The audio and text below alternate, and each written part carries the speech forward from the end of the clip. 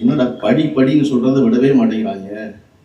அண்ணா சொன்னார் படின்னு, அடுத்து வந்த கலைஞர் சொன்னார் படின்னு, அடுத்து இப்போ இருக்கிற ஸ்டாலின் சொல்றாரு என்ன வேணாலும் பண்ணு, நான் என்ன வேணாலும் செய்யறேன், எப்படியாவது படிச்சுன்னு சொல்லிக்கிட்டு இருக்காரு. சொல்லிக்கிட்டு இருக்கும்போது அடுத்து வர்ற ஆளு மறுபடியும் அறிவித்து விழா நடத்தி படிங்கிறாங்க. நீ படிக்க விட மாட்டாங்க உங்களுக்கு. அப்ப நம்ம என்ன செய்யறதுங்கிற கேள்வி இருக்குல்ல. என்னை திட்டுறதுக்காகத்தான் நீங்க வந்து கூட்டம் நடத்துறீங்க, என்னை திட்டுறதுதான் உங்களுடைய வேலை அப்படின்னு சொல்றாரு விஜய். நீங்க யோசிச்சு பாருங்க.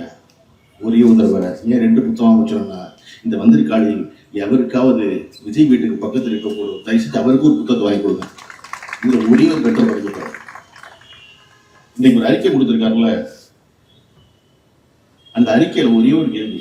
விஜய் கிட்ட யாராவது போய் 50 குழுனா என்ன, எண்பேராயம்னா என்னன்னு கேட்டது பதில் சொல்லி போட்டு அதுக்கு வச்சது பார்த்துருவாங்க.